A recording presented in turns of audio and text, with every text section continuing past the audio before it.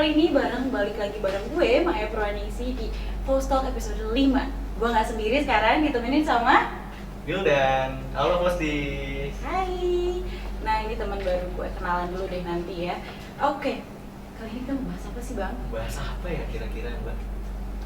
Katanya sih kita mau bahas tentang partisipasi remaja dalam mendorong kualitas pendidikan di Indonesia. Menarik banget ya sih teman-teman judulnya? Oke, kira-kira untuk tema kali ini kita tuh bakal ngedatengin narasumber dari mana nih? Aduh, siapa ya narasumbernya? Aduh, penasaran. Siapa nih? Siapa ya? Daripada penasaran, ini dia kita panggil kan Kak Nabila Putri Manda dari Seman Mitra.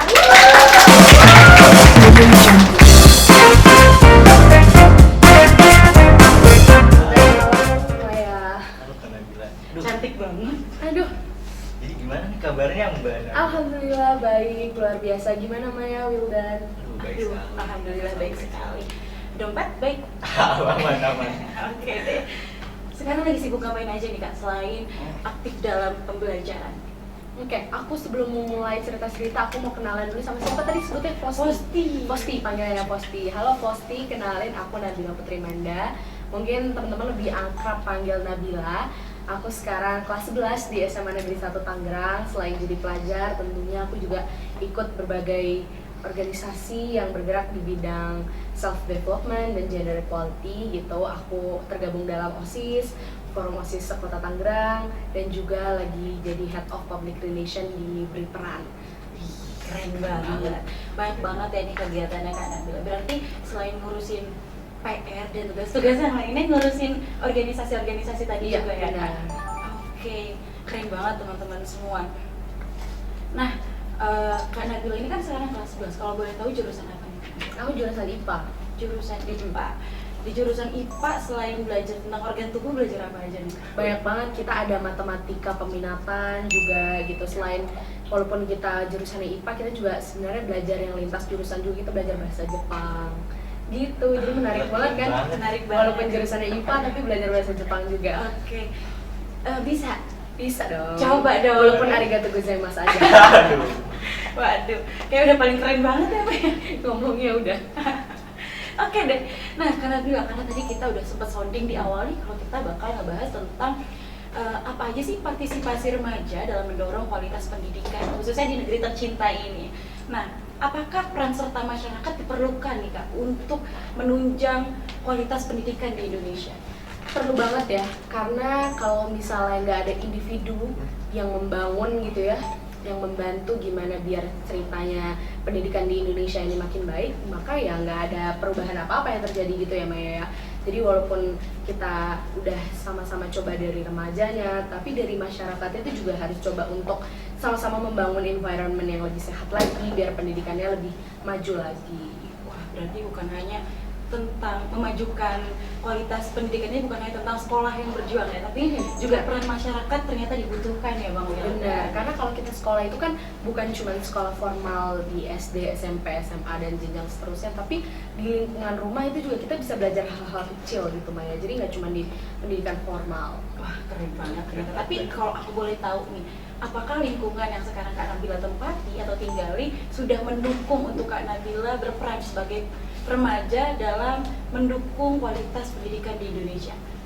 Alhamdulillah, lingkungan aku, keluarga aku, sekitar itu sangat-sangat mendukung apapun yang aku lakuin untuk mendapatkan masa depan yang aku mau gitu ya. Karena dari lingkungan juga pastinya selalu support kalau aku ngelakuin hal-hal yang pastinya bisa bikin masa depan aku lebih baik ke depannya gitu. Tapi aku mau ingetin buat teman-teman juga ya, sebenarnya kalau kita dapat lingkungan yang suportif sama kita, itu suatu privilege ya, suatu privilege dimana kita nggak semua orang bisa dapat lingkungan yang baik, yang bisa support dengan apa yang kita lakuin. Tapi kalau misalnya pun lingkungan teman-teman semua, lingkungan Posti ini nggak sebegitu mendukungnya gitu ya, nggak dapat privilege, itu juga nggak perlu sedih, nggak perlu cari hal-hal yang perlu disalahkan, tapi justru itu malah jadi motivasi lagi, semangat lagi. Justru bukan kita yang harus cari lingkungan yang baik, tapi kita bisa jadi berusaha orang yang nyiptain lingkungan yang baik itu juga. Jadi orang-orang yang di sekitar kita kalau misalnya mau ada di dekat kita itu jadi lebih semangat gitu Maya. Oke, berarti bukan hanya tentang kita disediakan tempat yang memang sudah mendukung gitu ya, tapi kita juga harus bisa menjadi individu yang mampu membangun kualitas lingkungan, yang mampu juga mendorong kualitas pendidikan ya Bang Wildan. Nah, kalau tadi aku udah bahas-bahas tentang masyarakat, ya mungkin dari Bang Wildan ada nggak sih yang mau ditanya ini ke Kak Nabila? Untuk partisipasi apa sih yang anak muda lakuin untuk menyertakan kualitas pendidikan di Indonesia? Sebenarnya kalau misalnya ditanya bentuk partisipasi kayak berat banget ya bahasanya ya. Sebenarnya nggak perlu yang berat itu kita terjemahinnya. Karena kalau misalnya mau nyiptain lingkungan dan pendidikan di Indonesia ini yang semakin baik ke depannya, remaja itu cukup menjalankan kewajiban yang harus dia lakuin, belajar, nurut sama orang tua, nyelesain tugas, itu kan kemampuan basic dan yang memang harus dilakuin dalam kehidupan sehari-hari. Cuman kalau misalnya Wildan tanya partisipasi yang lebih gitu ya, partisipasi yang apa sih kira-kira bisa kita lakuin biar jadi remaja tuh yang lebih motivasi, yang lebih produktif, kayak gitu tuh banyak banget sebenarnya. Dari sekedar kita berusaha untuk pop up, ngerjain tugas kelompok, itu juga udah suatu bentuk partisipasi yang luar biasa. Nah kalau misalnya ternyata teman-teman punya kapabilitas gitu ya, dan punya semangat yang lebih untuk ngelakuin hal-hal yang bisa dibilang remaja harus dilakuin, kayak misalnya ikut lomba atau ikut OSIS kayak teman-teman semua ini kan dari OSIS semua kan ya, dari OSIS SMK Inspil yang luar biasa banget kayak gitu. Jadi kalau misalnya ditanya bentuk partisipasi itu sebenarnya banyak banget nih, dan itu kita bisa cari lah sekarang gitu, apalagi sekarang medianya online gitu ya, semuanya berbasis online, jadi banyak banget kesempatan-kesempatan lainnya gitu, dan kalau dari partisipasi. Jadi banyak yang mendukung ya. Bener. Banyak lah ya indikator-indikator pendukungnya gitu. Dan pada intinya teman-teman juga kalau misalkan mau gitu ya cari tahu apa sih partisipasinya, sudah nggak usah jauh-jauh banget ya Mbak ya. Dengan kalian menjalankan kewajiban kalian sebagai seorang pelajar, itu artinya kalian sudah berpartisipasi ya Kak Nabila. Gitu teman-teman. Nah kalau dari Kak Nabila sendiri nih, sebagai seorang pelajar aktif, apa partisipasi? Kalau mungkin tadi Kak Nabila berbicara tentang keseluruhan partisipasi, ada nggak partisipasi unik dari Kak Nabila nih untuk mendorong kualitas pendidikan, khususnya di sekolah Kak Nabila dulu deh? Oke, kalau misalnya ditanya partisipasi apa yang udah aku lakuin ya, aku mau say thank you dulu. Alhamdulillahnya sekolahku tercinta ini, SMA 1 Kota Tangerang ini mendukung banget siswa-siswinya untuk kasih partisipasi yang luar biasa ke sekolahnya, untuk mengabdi ke sekolahnya jadi lebih baik lagi. Aku di sekolah sendiri ikut OSIS Mai gitu. Wah, ikut keren OSIS. Dan aku seorang dari ketua pelaksana LDK, latihan dasar kepemimpinan. Jadi memang tugasku dan tugas teman-teman untuk bantu adik-adik kelas gitu ya, untuk meneruskan tonggak kepemimpinan di Semanitra itu sendiri. Selain itu aku juga ikut kepengurusan di Forum OSIS Kota Tangerang, itu wadah berhimpunnya seluruh pengurus OSIS Kota Tangerang. Di sana kita sama-sama cari solusi, sama-sama cari gimana sih kira-kira biar bisa memajukan pendidikan dan bisa memajukan Kota Tangerang menjadi lebih baik lagi. Kemarin mungkin teman-teman sempat ada yang tahu Simposium Pemuda Kota Tangerang itu diadain sama Ide Baru Tangerang. Itu di sana juga kita berusaha untuk gimana sih caranya nampung pendapat teman-teman semua, apalagi siswa-siswi OSIS Tangerang Raya gitu ya, untuk gimana sih kita, apa sih kira-kira permasalahan yang ada di Kota Tangerang nih apa gitu ya, dan gimana kita cara selesaiinnya gitu. Jadi kalau misalnya ditanya partisipasi yang aku lakuin, kurang lebih kayak gitu. Aku juga beberapa ikut konferensi internasional dan nasional gitu yang bahas tentang di 3 bidang, di self development, gender equality, dan mental health. Wah, keren banget ternyata. Banyak kalau teman-teman partisipasi yang sudah Kak Nabila bangun untuk kualitas pendidikan, khususnya di sekolah Kak Nabila dulu kali ya. Jadi teman-teman mungkin bisa mulai ini semua di sekolah teman-teman dulu nih, karena kalau misalkan kita langsung loncat di lingkup yang lebih besar, mungkin itu agak terdengar lebih sulit ya teman-teman. Jadi teman-teman bisa mulai hal kecil itu di lingkungan sekolah teman-teman. Benar, karena small things matter. Nah, betul banget apa yang tadi Kak Nabila bilang. Selain itu Kak, menurut Kakak gimana sih solusi seperti apa yang lebih efisien untuk meningkatkan kembali semangat pelajar? Kayaknya kalau aku lihat nih, power Kakak dari tadi kalau untuk belajar getol banget nih ya. Bisa nggak dikasih tipsnya nih, cara yang efisien untuk belajar agar konsisten semangatnya? Kalau misalnya ngomongin soal konsistensi pelajar untuk meningkatin semangatnya setiap hari, menurut aku nggak perlu semangat setiap hari juga, nggak apa-apa ya Maya, karena manusia itu pasti ada up and down-nya. Wildan juga pasti tahulah rasanya gimana, kadang-kadang males banget ngapa-ngapain, males banget, udah pengen jadi biasa-biasa aja, tiduran aja gitu, istirahat, and it's okay, nggak masalah. Cuman kadang-kadang kita harus tahu waktu untuk bangkit lagi, ningkatin motivasinya. Kalau ditanya gimana caranya, aku kadang-kadang selalu nerapin mindset ini di pikiran aku. Kalau misalnya hari ini aku santai-santai, ternyata tuh ada 1.000 orang, ada 1.000 teman-teman aku yang lagi berjuang mati-matian di luar sana untuk mencapai masa depan yang mereka inginkan gitu. Jadi masa aku ketinggalan sih kayak gitu. Tapi ya gak apa-apa kalau misalnya hari itu memang it's a break time, it's okay. Cuman kedepannya kita harus ningkatin lagi semangat kita dengan cara ya ingat, masa depan kita tuh masih banyak, masih panjang, jadi memang masih banyak hal-hal kecil yang harus kita kejar gitu. Oke, berarti teman-teman juga, termasuk aku juga ya sebagai seorang pelajar, nggak boleh yang puas sama satu pencapaian. Benar. Yang di titik itu aja, karena pencapaian itu lingkupnya luas banget ya Mbak Benar, Nabila benar. ya. Nggak cuma pencapaian yang hari itu teman-teman lakukan, dan besoknya teman-teman mager-mageran, apalagi sekarang nih ya, banyak banget yang katanya remaja jompo. Kalau misalkan ditanya, aduh kayak gue nggak kuat deh ikut organisasi ini, jompo banget nih badan gue gitu loh. Kayaknya kalau jompo nih emang mainan sama bejo ya, tolak angin dan lain-lain. Itu udah ciri khas remaja banget sih katanya. Oke, kan kita balik lagi ke topik deh, daripada ngomongin bejo, soalnya nggak di endorse. Ya, aduh, hai. Oke, dari Kawil dan ada nggak sih mau ditanya Aduh, lagi? kalau tadi kan ini ya, meningkatnya, gimana sih meningkatnya semangat untuk belajar, berpartisipasi gitu. Untuk ini penyebab turunnya semangat menurut Kak Nabila? Penyebab turunnya semangat di kalangan pelajar tuh sebenarnya banyak banget ya faktornya ya. Tunggu aku mau tebak, ayam bukan? Aduh. Itu salah satunya ya, tapi banyak lah faktor-faktor lain. Kadang-kadang justru kita tuh menurun semangatnya itu bukan karena kita belum coba apa-apa, malah karena kita sudah banyak nyobanya. Jadi kita kecapean sendiri, burn out kalau kata anak muda zaman sekarang gitu ya. Cuman kalau misalnya ditanya faktornya apa, itu sebenarnya faktornya banyak, dari lingkungan, dari diri sendiri yang ngerasa kayaknya aduh gue udah nggak sanggup deh gitu untuk ngapa-ngapain lagi, gue pengen tidur aja. Itu juga jadi salah satu faktor gitu ya. Cuman faktor terberatnya, faktor terbanyak ya seringnya tuh lingkungan Wildan gitu ya. Jadi lingkungan yang memang nggak support, teman-teman yang jadi kayak ih ngapain sih ikut ini, ngapain sih ikut itu, aneh tahu, so sibuk deh gitu. Nah kadang-kadang kayak gitu Wildan, yang bikin semangatnya tuh jadi kayak aduh dia aja nggak ngapa-ngapain, terus gue ngapain nih kayak gini nih, capek-capean gitu Wildan biasanya. Oke.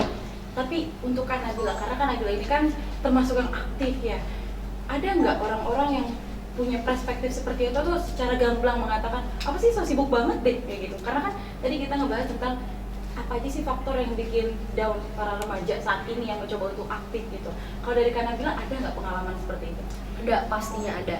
Jadi 1 orang 2 orang tuh pasti pernah bilang kayak gitu ya. Apalagi lebihnya ke temen-temen sih, karena temen-temen jadi kayak kenapa sih Bil, sibuk banget, ayo dong main gitu kan, ngapain sih ngurusin ini terus, live streaming terus gitu, ayo kita main gitu. Kadang-kadang ada yang kayak gitu sih. Cuman kalau aku cara nyikapinnya hal-hal kayak gitu, disenyumin aja, wajarin aja, berarti mereka kangen gitu kan, kangen main sama aku kayak gitu. Jadi aku wajarin aja kalau misalnya ada yang ngomong kayak gitu, nggak usah diambil hati, toh yang kita lakukan positif.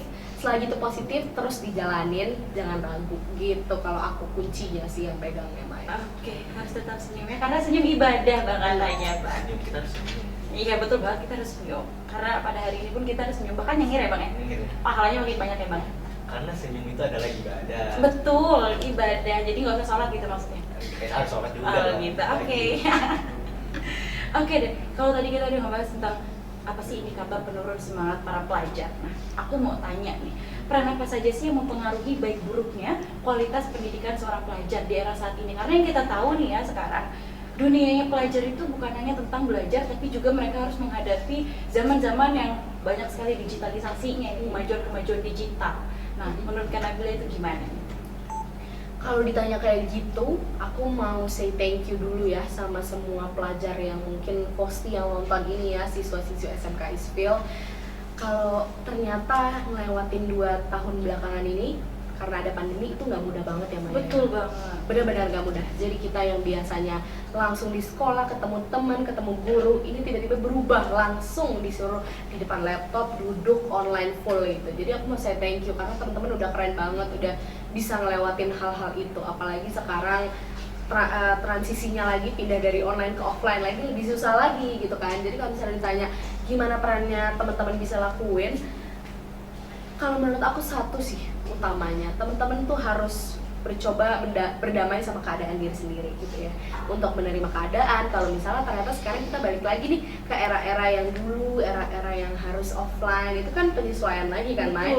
Kadang-kadang kita udah kebiasa di rumah online, sekolah nggak pakai seragam full kayak gitu kan. Nah sekarang harus balik lagi ke yang offline dan pastinya berat gitu, harus punya masa penyesuaiannya sendiri. Jadi teman-teman harus bisa improve sama keadaannya. Jadi ya kalau misalnya dibilang gimana caranya, teman-teman harus berdamai dulu sama diri teman-teman sendiri untuk menerima keadaan. Kalau misalnya memang sekarang ini yang lagi kita hadepin gitu dan memang harus dijalani sampai akhir. Wah, berdamai ya teman-teman, damai. Jangan memberontak mulu tiba-tiba disuruh masuk offline, karena kan sekarang banyak sekolah yang masih setengah-setengah nih ya, mulai dari jamnya atau dari kapasitas siswa yang masuk atau yang hadirnya. Kalau misalkan disuruh masuk ya masuk gitu ya, karena memang kita saat ini harus berdamai dan menerima keadaan bahwasanya kita kembali lagi nih di era sebelum 2 tahun yang kita lalui kemarin teman-teman. Bener banget sih tips yang dari Kak Nabila, jangan lupa dicobain teman-teman. Nah selanjutnya mungkin ada pertanyaan lagi dari Kak Wildan. Gimana ya, kan kita lagi ngomongin tentang kualitas pendidikan. Nah, kualitas pendidikan tuh tentu aja butuh peran siswa atau pelajar gitu. Mbak Nabila yang sering aktif gitu di dunia pendidikan, gimana tanggapannya? Maksudnya gimana cara kita ningkatin Ya, untuk betul. kualitasnya gitu ya? Betul. Kayak yang aku udah bilang barusan, kalau misalnya kita bahas gimana caranya kita meningkatin mutu kualitas, kayak berat banget gitu ya. Kayak kita bingung sendiri, emang kita harus gimana biar yang di Ambon, di Papua itu bisa dapat pendidikan yang merata. Kayak kita susah banget kalau ngomong kayak gitu. Nah kalau menurut aku tipsnya itu yang pertama, gimana cara kita biar bisa meningkatin mutu pendidikan, benerin dirinya dulu sendiri aja. Kita fokus sama diri kita.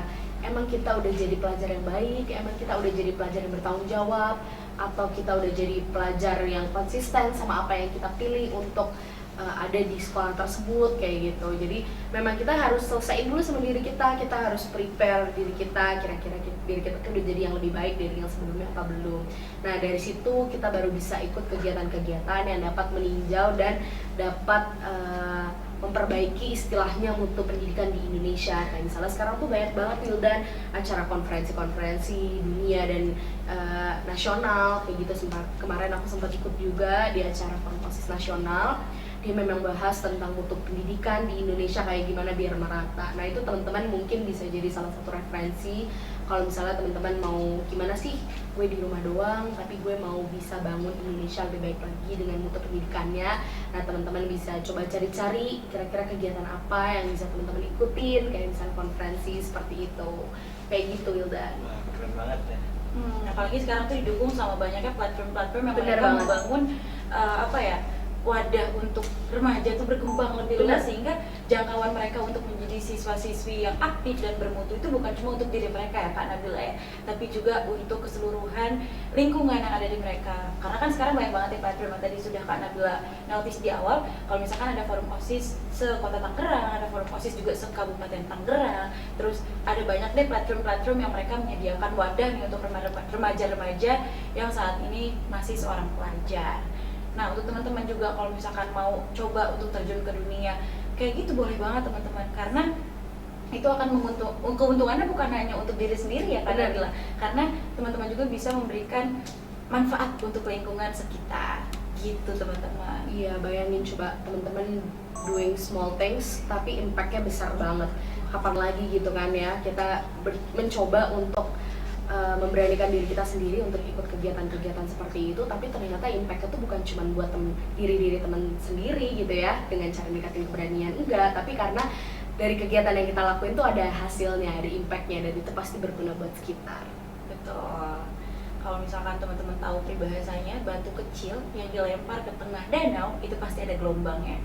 Jadi hal kecil yang kita lakukan, apapun itu, selagi itu positif, pasti nanti akan ada impact positif juga untuk diri teman-teman. Betul nggak Bang Wildan? Betul banget. Oke, kalau tadi kita udah bahas nih tentang yang apa yang sudah kita partisipasi atau mutu apa yang tadi sudah kita bahas nih bareng Kak Nabila. Selanjutnya apa sih Kak tips and trick dari Kak Nabila sendiri sebagai pelajar aktif untuk tetap menyeimbangkan prestasi di berbagai bidang? Karena yang aku tahu Kak Nabila ini berprestasi banget buat teman-teman, mulai dari akademik dan non akademiknya. Gimana cara menyeimbangkannya nih Kak Nabila?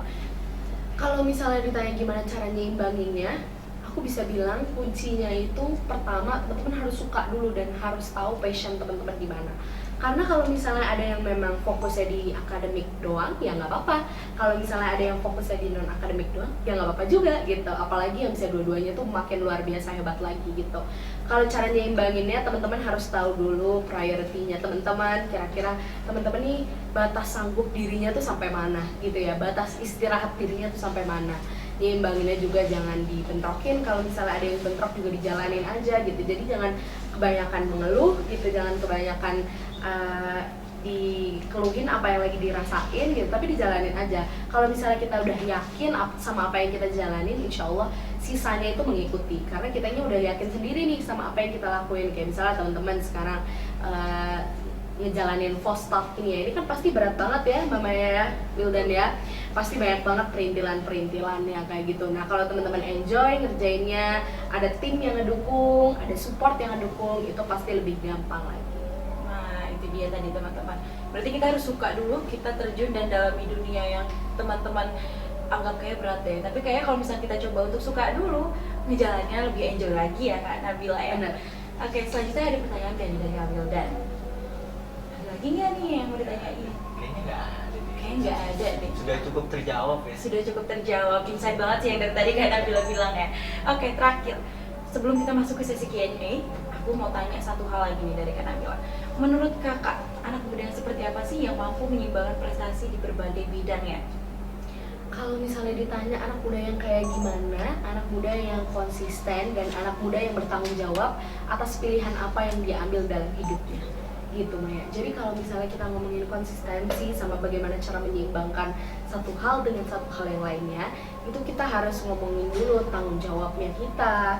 Jadi kalau kita ngambil suatu kegiatan, kita harus bisa selesaiin itu sampai akhir, walaupun berdarah-darah dulu, walaupun pusing-pusing dulu, walaupun istirahatnya jadi keganggu, tapi ya tetap diingat lagi ya, porsinya itu yang harus diatur. Kira-kira kalau misalnya ambil kegiatan ini bisa nggak untuk nge-handle-nya segala macam gitu. Jadi teman-teman harus bertanggung jawab sama apa yang udah diambil, karena yang udah kita ambil harus kita selesaiin sampai akhir. Itu kayak Betul banget, sebagai remaja bukan hanya nama yang menjadi popularitas dan kegiatan-kegiatan yang menjadi popularitas, tapi juga dilihat dari sebagaimana sampai mana teman-teman mampu untuk mengemban amanah, jadi konsistensi yang nantinya akan menjadi final akhir itu sebuah kepuasan ya. Karena gini Benar. Kak, biasanya kalau misalnya kita ikut organisasi nih, terus kalau misalkan kita udah final akhirnya ketemu, misal dapat the best internship atau the best apalah itu di organisasinya, biasanya itu ada rasa kepuasan tersendiri karena kita udah do the best nih di perjalanan kita sebelumnya.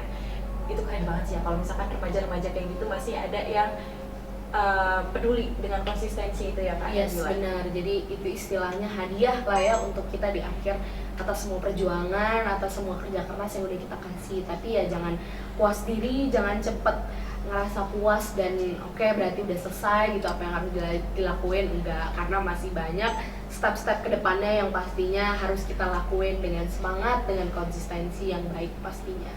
Oke, keren banget itu teman-teman. Kayaknya kita udah masuk ke sesi Q&A ini. Betul banget. Betul banget. Betul banget.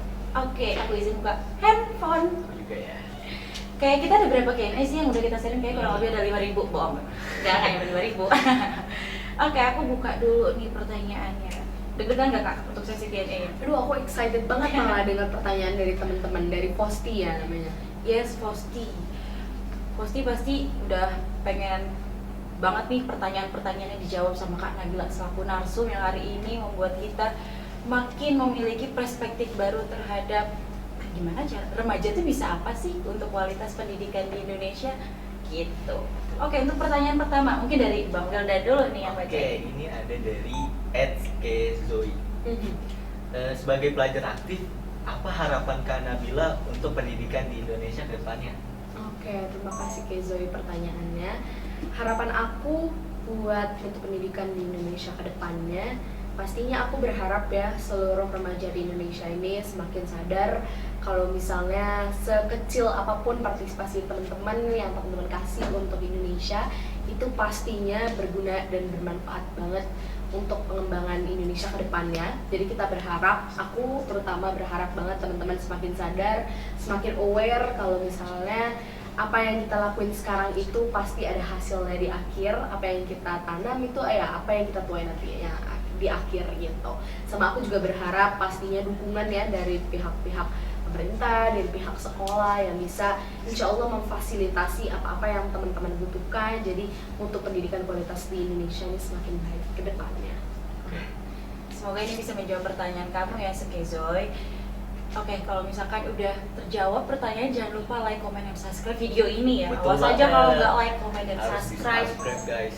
Oke, kita lanjut ke pertanyaan kedua dari @Chelsea Nelvin. Nah, gimana sih caranya jadi Kak Nabila yang aktif berkegiatan di akademik dan non-akademik? Mungkin dari Kak Nabila bisa kasih tips and triknya nih. Oke, terima kasih pertanyaannya Chelsea Nelvin. Kalau misalnya ditanya gimana caranya jadi aku juga bingung ya jawabnya kayak gimana ya, karena itu ngalir aja, nge-flow aja, natural gitu. Karena dari kecil aku seneng banget memang tampil di depan umum untuk gimana caranya berpartisipasi gitu ya. Aku senang banget untuk tampil. Jadi mungkin kalau misalnya Chelsea tanya gimana caranya jadi aku balik lagi tanya ke Chelsea, gimana Chelsea caranya untuk memaksimalkan kemampuan yang Chelsea punya. Karena kalau bisa jangan jadi aku, malah jadi yang lebih hebat daripada aku. Karena aku yakin semua Vosti ini pasti bisa jadi versi terbaik dari Vosti sendiri, dari teman-teman sendiri gitu. Kalau misalnya tanya jadi aku, palingan teman-teman harus kenalin dulu apa yang teman-teman suka. Kalau dari kecil tuh aku seneng banget untuk public speaking, tampil, dulu sempat coba fashion show juga kayak gitu. Jadi selamin aja apa yang teman-teman mungkin bisa selamin gitu. Jadi temuin passionnya, selesaiin, bertanggung jawab sama apa yang teman-teman lagi selesaiin, dan jangan lupa untuk terus explore hal-hal baru yang mungkin kira-kira nggak kepikiran nih dari sebelumnya gue bakalan ikut ini, tapi ternyata bisa juga gitu dilakuin. Walaupun harus berdarah-darah tadi. Benar. Ya Kak ya. Oke, berarti teman-teman juga gini mikirnya, nggak perlu yang bener banget yang tadi udah Kak Nabila bilang, untuk jadi versi terbaik itu banyak versinya. Bisa jadi teman-teman ini, khususnya teman-teman Vosti yang lagi nonton nanti, bisa jadi versi terbaik bahkan lebih dari Kak Nabila. Karena teman-teman harus bisa tahu dulu apa yang teman-teman sukai, apa yang teman-teman memang ingin seriusi untuk mendalami hal tersebut. Dan satu kuncinya, jangan merasa puas untuk setiap pencapaian yang saat itu teman-teman dapatkan, karena kayaknya semua jalan harus teman-teman lalui, dan sukses itu pintunya banyak ya Kak Nabila. Bukan hanya tentang kalian nanti punya saham bermiliar-miliar, tapi kalian juga harus bisa membagikan kesuksesan itu dan ilmu-ilmu untuk sukses itu ke lingkungan masyarakat, khususnya lingkungan teman-teman sendiri. Oke, kayak kita harus lanjut ke pertanyaan ketiga. Mungkin dari Kak Wildan yang bacain. Oke, ini dari @Ramarus Findiansyah. Oke. Menurut Kakak, turning point atau titik balik kualitas pendidikan di Indonesia agar lebih berkualitas tinggi itu faktor utamanya apa dan bagaimana bisa terjadi? Oke, terima kasih Ramarus ya yang ngasih pertanyaan. Kalau misalnya ditanya turning point itu, menurut aku 2 tahun belakangan ini ya, pas lagi pandemi itu kayaknya kita baru